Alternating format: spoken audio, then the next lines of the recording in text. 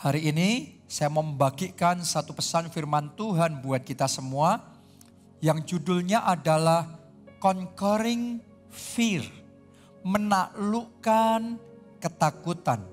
Nah, kita harus mengerti bahwa kalau saudara dan saya mau memiliki damai sejahtera dalam hati kita, maka kita harus bisa mengalahkan ketakutan. Antara damai dan ketakutan ini kayak air sama minyak, gak bisa kumpul, gak bisa jadi satu. Kalau Anda punya ketakutan di hati saudara, Anda gak bisa punya damai. Sebaliknya, kalau saudara punya damai di hati saudara, pasti ketakutan keluar dari hidup saudara. Jadi dua-duanya ini gak bisa akur, gak bisa jadi satu. Oke, damai itu datangnya daripada Allah. Karena itu pasti jadinya baik dalam hidup kita. Akan mendatangkan kebaikan dalam hidup kita. Dan doa saya, hati saudara dipenuhi damai yang daripada Tuhan. Sementara firman Allah ini diberitakan, Anda gak hanya mendengarkan kata-kata, tapi Anda menerima impartasi damai Tuhan mengalir dan memenuhi hati saudara. Oke, itu damai.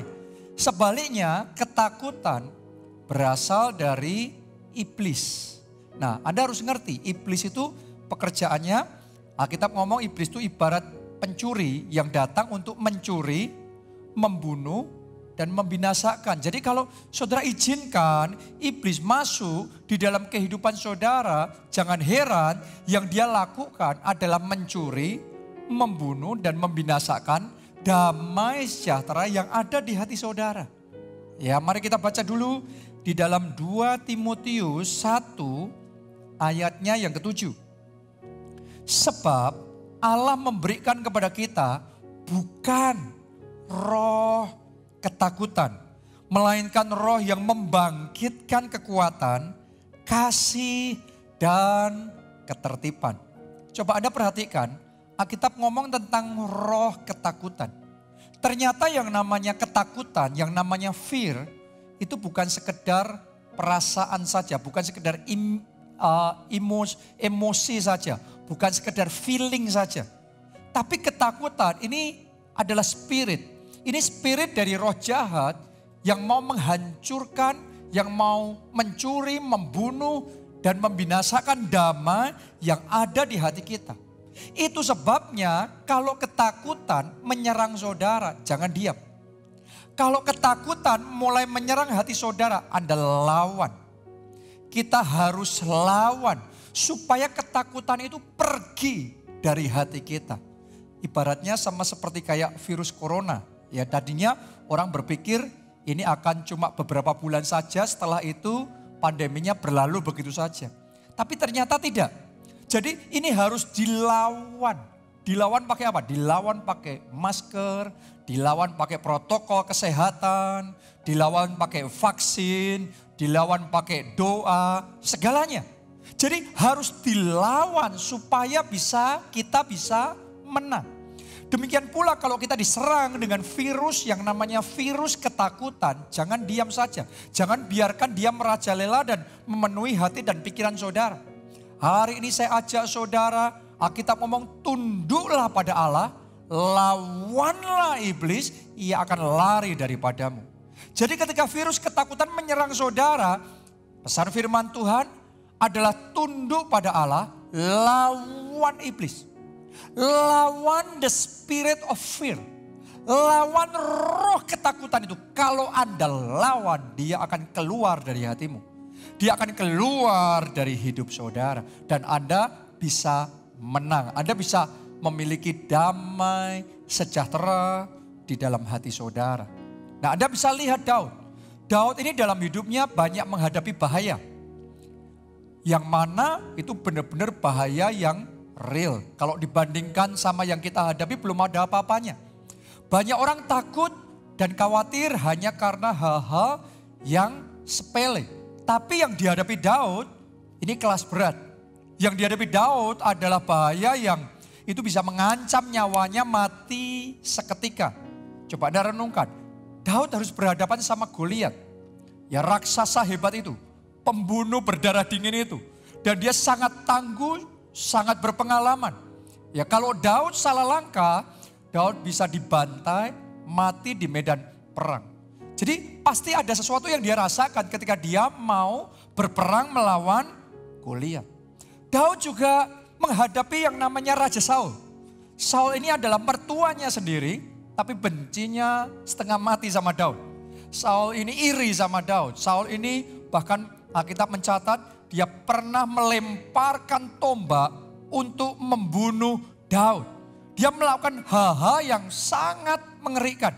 Dia membunuh 85 imam hanya supaya bisa menangkap Daud. Coba Anda renungkan itu. Jadi benar-benar Daud ini kerap sekali, sering sekali ada di dalam bahaya antara hidup dan mati. Tapi yang luar biasa, bahaya apapun yang ada di sekelilingnya, perasaan takut seperti apapun yang berusaha menyerang dia, hebatnya Daud bisa mengalahkan roh ketakutan itu, menang secara luar biasa, dan dia menikmati damai sejahtera di dalam hatinya. Doa saya, roh ketakutan yang sedang menyerang saudara tidak akan merobohkan saudara. Anda yang kalahkan roh ketakutan itu, Anda yang jadi pemenang, bahkan lebih dari pemenang. Damai sejahtera Tuhan selalu bertahta di dalam hati saudara. Nah, saya ingin ajak saudara baca satu kisah tentang Daud ketika dia menghadapi bahaya, tapi dia bisa kalahkan ketakutannya. Kita baca Mazmur 3 ayatnya yang pertama. Mazmur Daud, ketika ia lari dari Absalom, anaknya. Jadi ini keadaannya pada waktu itu anaknya yang namanya Absalom memberontak melawan Daud dan hampir berhasil. Istana diambil alih, Daud harus lari, Daud jadi pelarian. Coba Anda renungkan, jadi Daud ini dalam kondisi yang sangat kritis karena lawannya kuat sekali. Lawannya besar sekali. Ayat yang kedua, ya Tuhan betapa banyaknya lawanku. Banyak orang yang bangkit menyerang aku. Banyak orang yang berkata tentang aku, baginya tidak ada pertolongan daripada Allah. Sampai di situ dulu. Saudaraku, jadi Daud ini menghadapi bahaya yang besar. Banyak orang yang bangkit, mau membinasakan, mau menangkap dia, mau membunuh dia, mau mempermalukan dia. Saya yakin seberapapun hebatnya Daud ini, seberapapun diurapinya Daud ini, pasti untuk sesaat ada roh ketakutan yang sempat mencekam di dalam hatinya.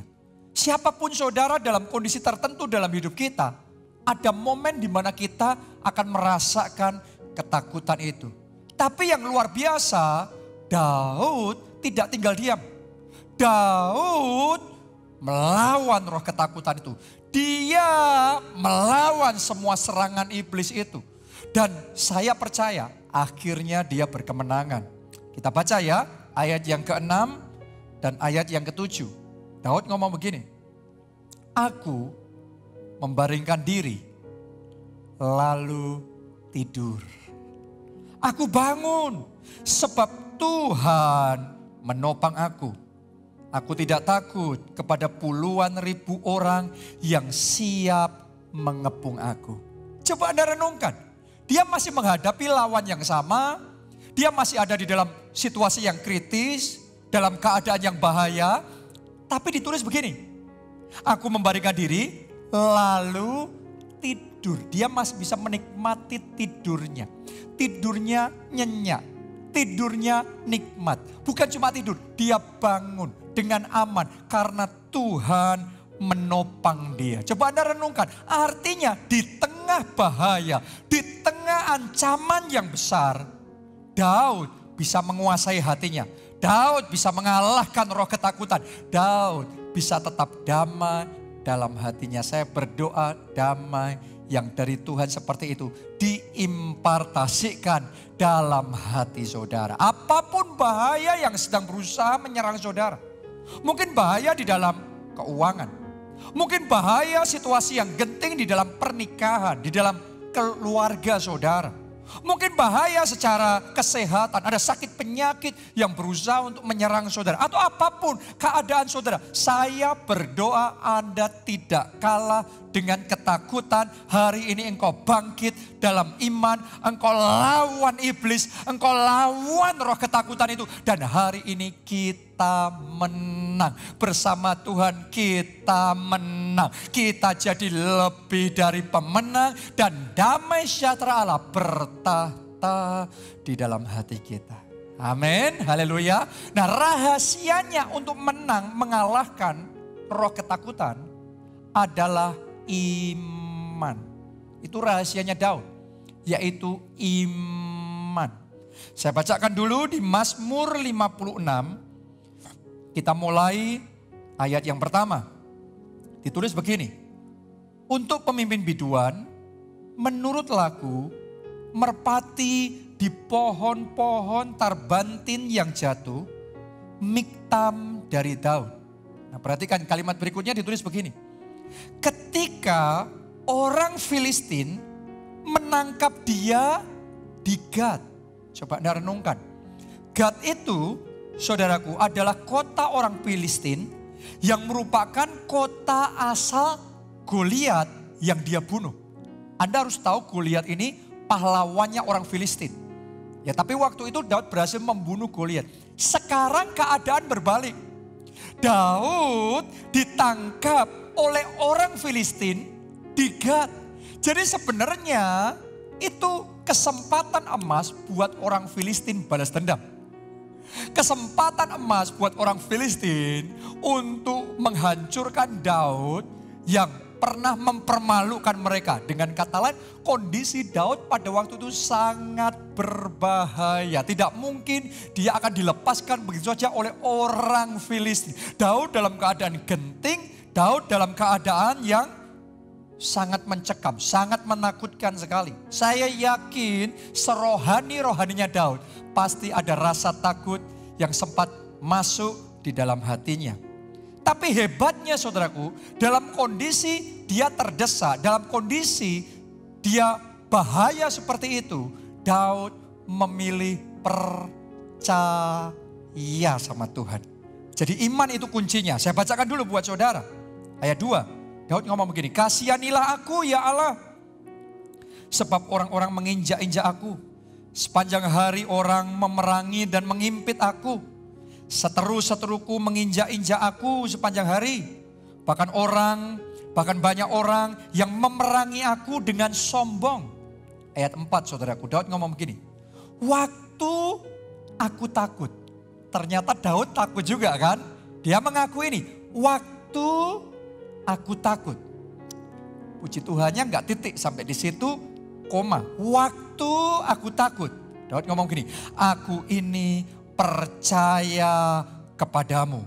Kepada Allah yang firman-Nya kupuji. Kepada Allah aku percaya, aku tidak takut. Apakah yang dapat dilakukan manusia terhadap aku? Wow, jadi ketika dia takut, Daud ngomong, waktu aku takut, aku memilih percaya sama Tuhan. Itu iman. Iman adalah kita memilih percaya sama Tuhan lebih daripada melihat situasi, kondisi, jasmani yang ada di sekeliling kita. Buat Daud, situasi kondisinya dia masih tertangkap. Dia jadi tawanan di Gad. Orang Filistin yang benci sama dia. Tetapi Daud ngomong, aku percaya kepada Tuhan. Allahku yang kupuji dan Allahku yang kusembah. Dia yang menyelamatkan aku. Coba Anda renungkan, itu namanya iman.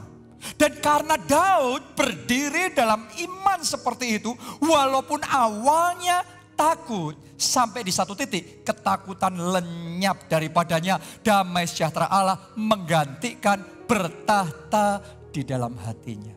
Jadi hari ini saya ajak saudara, apapun situasi kondisi saudara, pilihlah iman. Kalau situasi kondisi secara jasmani tubuh saudara sedang sakit, Anda mungkin bergumul itu selama sekian waktu. Tapi hari ini lebih daripada melihat realita jasmani bahwa engkau sakit, pilihlah percaya kepada Allah. Aku percaya Dia Jehovah Rafa. Dia Allah yang sanggup menyembuhkan segala sakit penyakitku. Di dalam Yesus, oleh bilur-bilur Kristus, aku pasti sembuh. Oke, itu yang namanya iman. Sama-sama ngerti situasi jasmaninya, tapi kita memilih percaya. Orang yang percaya kepada Tuhan seperti itu, ketakutan gak bisa mendominasi hatinya. Pasti kita kalahkan ketakutan. Pasti damai sejahtera Allah kembali bertahta dalam hati kita. Anda yang saat ini sedang bergumul dalam pernikahan saudara, dalam keluarga saudara mungkin ada kesalahpahaman terjadi dan keluarga saudara seperti kayak telur di ujung tanduk yang sedang mengalami situasi yang kritis dan kalau ini tidak ada perubahan pasti bisa hancur. Hari ini ngomong sama Tuhan, aku percaya kepada Tuhan. Tuhan sanggup bekerja, Allah turut bekerja dalam segala perkara untuk mendatangkan kebaikan. Keluargaku tidak akan hancur, pernikahanku tidak akan kandas, pemulihan pasti terjadi. Oke, jadi itu yang namanya iman. Iman saudaraku, memilih percaya kepada Tuhan. Lebih daripada situasi kondisi secara manusia yang sedang kita alami. Yang sedang kita lihat. Hari ini saya tantang saudara yang sedang bergumul dengan beban hutang yang besar. Secara manusia engkau gak punya kekuatan untuk bisa menyelesaikan itu. Tapi Anda memilih percaya Dia Jehovah Jireh. Dia Allah yang menyediakan dan Dia sanggup menyediakan lebih daripada yang kita butuhkan. Kalau Anda percaya sama Tuhan, Anda akan melihat kemuliaan Tuhan. Kalau engkau percaya sama Tuhan, mulai saat ini ketakutan dilenyapkan. Dalam nama Yesus, roh ketakutan aku hardik keluar dari hati saudara. Dalam nama Yesus, damai sejahtera Allah kembali bertahta di dalam hati saudara. Oke, jadi belajar walk by faith, hidup dengan iman, maka ketakutan engkau kalahkan dan damai engkau punya dalam hatimu. Yang namanya iman itu artinya percaya sekalipun kita belum melihat. Banyak orang takut kenapa? Karena belum melihat hasil akhirnya seperti apa. Perjuangan kita akhirnya nanti ada mujizat apa tidak? Ya, usaha saudara, doa saudara nanti ada keajaiban apa tidak? Pintu-pintu akan terbuka dan kemudian ada kemenangan apa tidak? Karena belum melihat sembuh apa tidak, ya secara manusia banyak orang takut. Itu sebabnya ketika kita berjalan dengan iman, sekalipun kita belum melihat, tapi kita percaya. Engkau mungkin belum melihat kesembuhanmu, tapi tetap percaya kesembuhan Tuhan akan kerjakan. Engkau mungkin belum melihat pintu-pintu itu terbuka. Tapi saya deklarasikan pintu-pintu terbuka dalam hidup saudara. Di dalam nama Yesus Anda memilih tetap percaya. Oke, jadi apapun situasinya seperti seolah-olah mungkin gak ada jalan keluar buat saudara. Tapi hari ini ambil keputusan memilih tetap percaya. Sekalipun engkau tidak melihat ada titik terang yang di depan saudara, seolah-olah semuanya gelap. Ini lorong panjang yang gelap dan kelam. Tapi percaya bahwa ada kemuliaan Tuhan yang dinyatakan dalam hidup saudara. Itu iman, belum melihat namun percaya. Iman juga berarti percaya sekalipun belum mengerti. Kadang-kadang bukan cuma belum melihat, tapi juga belum mengerti. Berapa banyak anak Tuhan yang terus bertanya-tanya pada hari-hari ini, kenapa kok diizinkan pandemi terjadi? Sampai sekarang gak selesai-selesai, masih mau berapa lama lagi? Saudaraku, kadang-kadang sebagian orang belum mengerti kenapa kok harus diizinkan keluarga saudara ngalami semuanya itu. Semua proses yang terjadi itu. Saya hari ini ngomong sama saudara, sekalipun kita belum mengerti, tetap ambil keputusan percaya. Itu namanya walk by faith. Itu yang namanya berjalan dengan iman. Berjalan dengan iman tidak berarti kita sekarang sudah bisa melihat semuanya. Ya, secara jasmani bahkan kita seringkali nggak ngelihat apa-apa. Tapi Anda berjalan dengan iman, Anda melihat dengan mata iman apa yang tidak dilihat dengan mata jasmani. Saya ajak saudara baca Ibrani 11 ayat yang ke-8. Ditulis begini. Karena iman. Coba saudara katakan karena iman. Oke, karena iman Abraham taat. Ketika ia dipanggil untuk berangkat ke negeri yang akan diterimanya menjadi milik pusakanya. Kalimat terakhir ditulis begini, tolong Anda perhatikan, ini penting sekali. Kalau Anda mau belajar dengan iman, Anda harus ngerti ini. Lalu ia berangkat dengan tidak mengetahui tempat yang ia tujui. Wow, that is walking by faith. Jadi ketika Abraham berangkat ngikuti petunjuk Tuhan, disuruh Tuhan berangkat, dia nggak tahu. Nanti kalau dia taat sama Tuhan, ngikuti Tuhan, dia akan ada di kota mana, di negeri mana, dia akan hidupnya seperti apa, dia nggak ngerti semuanya itu. Namun dia percaya. Namun Abraham tetap taat mengikuti Tuhan. Itu yang namanya walk by faith. Itu perjalanan hidup Abraham. Berjalan dengan iman sekalipun tidak tahu. Itu yang namanya iman. Dan iman yang kayak gitu menarik kuasa Allah bekerja. Dan ketika kuasa Allah bekerja, yang terjadi melampaui pikiran dan bayangan kita. Doa saya, sekalipun Anda tidak tahu, sekalipun Anda belum mengerti semua yang terjadi dalam hidup saudara. Tapi engkau tetap percaya. Engkau tetap taat, engkau tetap setia dalam perkara kecil. Engkau tetap berjuang, engkau tetap melayani Tuhan. Engkau tetap bersaksi, engkau tetap berdoa. Engkau tutup sungguh-sungguh sama Tuhan. Dan engkau akan melihat kemuliaan Tuhan. Amin. Jadi Abraham berangkat dengan tidak mengetahui tempat yang ia tujui. Anda harus ngerti. Ketika Petrus disuruh Tuhan melompat dari perahunya ke atas gelombang lautan itu, secara manusia dia nggak ngerti. Saya mesti ngomong sama saudara. Secara mata jasmani manusia dia nggak ngerti. Mujizat akan terjadi beneran apa tidak? Saya akan benar-benar berjalan di atas air apa akan tenggelam? Secara manusia Petrus tidak tahu. Namun ia percaya. That is faith. Itu iman. Kadang-kadang dalam hidup kita akan disuruh Tuhan melakukan hal-hal yang kita nggak ngerti. Nanti jadinya gimana? Benar-benar ada mujizat nggak? Benar-benar ada kemenangan nggak? Tapi di momen seperti itu, pilihan hati kita, saya tantang saudara, Anda pilih percaya. Nuh juga sama, waktu Tuhan suruh dia bangun bahtera, Tuhan ngomong akan ada hujan yang lebat, banjir yang besar melanda bumi, semuanya binasa. Jadi kamu harus bangun bahtera. Waktu Nuh bangun bahtera, dia nggak tahu hujan benar-benar akan datang apa tidak. Hujan besar akan datang apa tidak. Kepakai apa tidak bahtera itu. Namun walaupun dia nggak tahu, dia memilih percaya. Hari ini mungkin kau belum tahu keluargamu nanti pulih apa tidak. Engkau sembuh apa tidak. Akan ada terobosan keuangan apa tidak. Tapi saya ajak saudara, jangan lepaskan pengharapanmu. Bangkit dalam iman. Tetap percaya. Setiap rema yang dari Tuhan. Setiap firman yang dari Tuhan. Engkau tetap percaya. Karena kalau engkau percaya, ketakutan akan kau kalahkan. Damai engkau punya di dalam hatimu. Dan kuasa Tuhan bertindak, mujizat terjadi. Amin. Haleluya. That is walking by faith.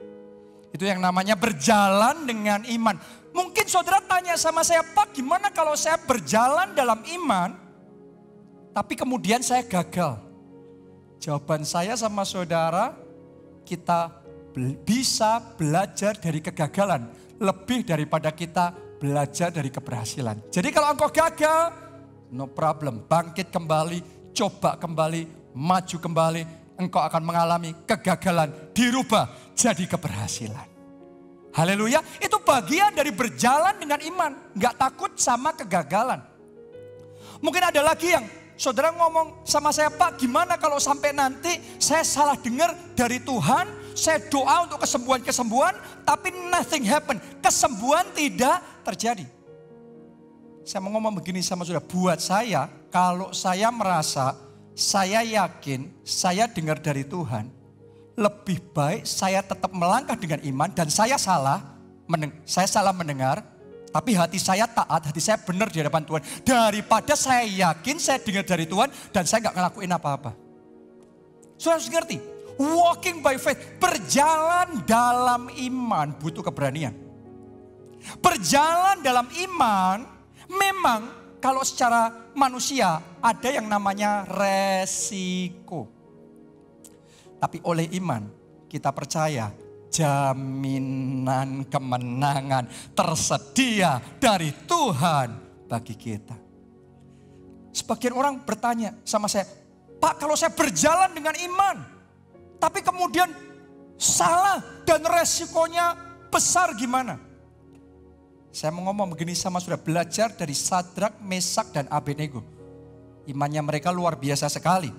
Waktu mereka mau diancam oleh raja, disuruh menyembah raja, kalau enggak mau akan dilemparkan ke dapur berapi yang sangat mengerikan sekali. Mereka memilih berdiri teguh dengan iman dan ngomong sama raja, Tuanku raja, kami tidak akan menyembah patung buatan Tuanku. Kami memilih tetap percaya Allah kami yang kami sembah pasti menyelamatkan kami. Dia sanggup menyelamatkan kami. Dia akan menyelamatkan kami. Tapi seandainya Allah kami tidak menyelamatkan kami, kami memilih tetap percaya. Jadi dengan kata lain, buat Sadrak, Mesak dan Abednego lebih baik mati dalam iman daripada hidup dalam ketakutan. Wow. Memang kadang-kadang untuk berjalan dengan iman dibutuhkan keberanian dalam tahap tertentu. Tapi kalau saudara berani berjalan dengan iman, ya, tidak dikuasai ketakutan, memilih mengalahkan ketakutan, memilih tetap percaya apapun terjadi, tetap percaya. Saya mau ngomong sama saudara, engkau tidak menyembah Allah yang mati. Allahmu itu hidup, Allahmu itu besar, Allahmu berkuasa. Dia akan nyatakan kemuliaannya kepada saudara. Anda tidak akan dipermalukan, akan ada kemenangan besar, mujizat besar terjadi dalam hidup saudara. Jadi kalahkan ketakutan itu. Untuk bisa berjalan dengan iman butuh mengalahkan ketakutan. Satu contoh lagi ya. Ini yang dialami oleh Esther juga. Suatu ketika Esther ini ada di dalam situasi yang sangat menakutkan. Kenapa? Karena sebangsanya terancam mengalami pembasmian massal. Pembasmian etnis. Orang Israel, orang Yahudi waktu itu mau dibasmi sepenuhnya. Waktu itu Esther sudah jadi ratu dan kemudian pamannya yaitu Mordekai mendorong dia supaya menggunakan jabatan itu untuk menyelamatkan bangsanya. Nah mari kita lihat imannya Esther. Esther 4 ayat 13 sampai 17. Maka Mordekai menyuruh menyampaikan jawaban ini kepada Esther. Jangan kira karena engkau di dalam istana raja, hanya engkau yang akan terluput dari antara semua orang Yahudi. Sebab sekalipun engkau pada saat ini berdiam diri saja bagi orang Yahudi, akan timbul juga pertolongan dan kelepasan dari pihak lain. Dan engkau dengan kaum keluargamu akan binasa. Siapa tahu mungkin justru untuk saat yang seperti ini engkau beroleh kedudukan sebagai ratu. Lihat saudaraku ayat 15 apa yang dilakukan Esther. Maka Esther menyuruh menyampaikan jawab ini kepada Mordekai. Pergilah, kumpulkanlah semua orang Yahudi yang terdapat di Susan dan berpuasalah untuk aku. Jadi dia minta didukung doa, bahkan doa puasa. Janganlah makan dan janganlah minum 3 hari lamanya. Ada doa puasa loh saudaraku. Ya, baik waktu malam, baik waktu siang, aku serta dayang-dayangku pun akan berpuasa demikian. Kemudian aku akan masuk menghadap raja, sungguh pun berlawanan dengan undang-undang. Jadi zaman itu kalau ratu menghadap raja nggak diundang, hukumannya mati. Kecuali raja ngelihat terus kemudian raja berkenan dan menerima dia, ya sudah dilewatkan. Tapi kalau raja lagi moodnya nggak baik, ratu menghadap raja tanpa diundang, hukumannya mati. Jadi Esther tahu untuk dia membela bangsanya, untuk dia menyelamatkan bangsanya, taruhannya nyawanya sendiri. Ini situasi yang bahaya, makanya dia minta didukung doa. Bahkan doa puasa. Tapi yang hebat saudaraku, kalimat terakhir yang Esther ngomong begini. Lihat, ini orang yang berjuang dalam iman gini. Kalau terpaksa aku mati, biarlah aku mati. Wow. Jadi buat Esther lebih baik mati dalam perjuangan iman. Mati dan tetap percaya dalam iman daripada hidup tapi kehilangan iman. Hidup dalam ketakutan. Saya mau ngomong sama saudara, kalau Anda berdoa untuk kesembuhan ilahi, apakah selalu 100% kesembuhan ilahi pasti terjadi? Bisa saja terjadi dan mungkin bisa saja ada kehendak Tuhan yang lain dan mungkin saudara nggak ngalami jawaban doa saudara. Kalau Anda berdoa untuk mujizat keuangan mungkin tidak persis seperti yang Anda pikirkan. Tapi satu hal yang saya mau ngomong sama saudara, lebih baik kita ngalami semuanya itu, resiko semuanya itu, tapi tetap berdiri teguh dalam iman kita daripada kita menyelamatkan diri tapi hidup dalam ketakutan. Hari ini saya tantang saudara, berdiri teguh dalam iman. Jangan mau kalah dengan roh ketakutan. Kalahkan roh ketakutan dengan iman. Aktifkan iman saudara. Mungkin Anda tanya caranya gimana mengaktifkan iman? Dengan perkataan. Perkataan kita bisa mengobarkan iman atau mengobarkan ketakutan. Lihat Daud saudaraku. Daud itu tahu seni berkata-kata untuk mengobarkan iman. Seni berkata-kata untuk mengalahkan ketakutan. Makanya tadi kita baca di Mazmur 56 ayat 4. Daud ngomong begini, waktu aku takut. Aku ini percaya kepadamu. Kepada Allah yang firman-Nya kupuji. Kepada Allah aku percaya. Aku tidak takut. Wow. Jadi ketika Daud berkata-kata yang dia kobarkan adalah iman. Yang dia kobarkan, yang dia perkatakan Tuhan yang dia percaya. Tuhan yang sanggup menolong dia. Tuhan yang pegang kendali atas segala sesuatu yang terjadi. Tuhan yang sanggup menyembuhkan. Tuhan yang sanggup meluputkan. Tuhan yang sanggup membela dan memberikan kemenangan gilang gemilang. Sementara Daud ngomong kayak gitu terus. Awalnya dia takut. Tapi sekarang ketakutannya dihancurkan dan imannya dibangkitkan. Awalnya dia ngomong aku takut, tapi akhirnya tidak takut. Dia menang, dia kalahkan ketakutan dan dia punya damai dalam hatinya. Jadi hari ini saya tantang saudara, pakai perkataanmu untuk mengobarkan imanmu. Jangan pakai perkataanmu untuk mengobarkan ketakutanmu. Waduh, gimana nanti? Kalau sampai mati, waduh gimana nanti kalau sampai terjadi yang kayak gini, kayak gitu. Semakin Anda mengucapkan ketakutan, kekhawatiran saudara, semakin besar ketakutan dan kekhawatiran. Tapi semakin engkau memperkatakan dengan iman, besarnya Allahmu, semakin kokoh iman saudara. Semakin teguh hati saudara, semakin Anda punya kekuatan mengalahkan roh ketakutan. Anda hidup dalam damai dan itu momen di mana kuasa Allah bekerja dan mujizat pasti terjadi. Ayo bangkit dalam iman. Kalahkan ketakutan itu. Dan ambil kembali damai sejahtera itu di hati saudara. Bahkan saat ini saya tantang saudara seperti Esther. Ngajak semuanya untuk bangkit dalam doa puasa. Saya ajak saudara, saya tantang saudara. Ayo ikut gerakan doa puasa. Yang akan kita adakan tanggal 5 April sampai tanggal 25 April. Mulai hari Senin 5 April. Ini doa puasa masal 21 hari. Kali ini kita akan lakukan doa puasa 21 hari. Saya tantang saudara untuk pakai momen ini mengobarkan iman saudara. Seperti yang dilakukan Esther. Jadi jangan ngomong dulu, waduh doa puasa, gimana nanti kalau lapar, gimana kalau perutnya sakit, gimana kalau ini gimana. Jangan ngomong perkataan-perkataan yang melemahkan iman dulu. Sebelum bertanding sudah kalah dulu. Hari ini saya ajak saudara untuk memperkatakan, pasti Tuhan beri kemampuan, pasti Tuhan mampukan, pasti Tuhan berikan kekuatan.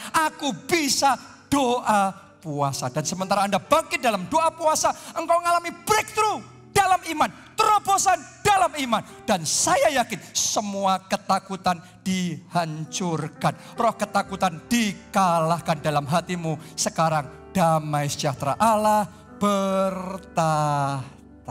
Amin. Anda percaya?